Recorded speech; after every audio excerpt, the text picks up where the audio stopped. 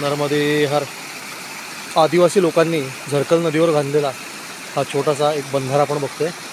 त्याच्यामध्ये दगडांच्या साहाय्याने आणि झाडांच्या साहाय्याने पाणी अडवण्यात आले आणि आपण बघू शकताय हा पाण्याचा स्थिर प्रवाह साठलेला आणि इथून पाणी पुढे वाहून जातो। तो पाणी थेट नर्मदा मैयाला चालले। ही आहे झरकल नदी। आपण काही नदी पार करणार आहे। नर्मदे हर नदी पार करून तुम्हाला दाखवतो।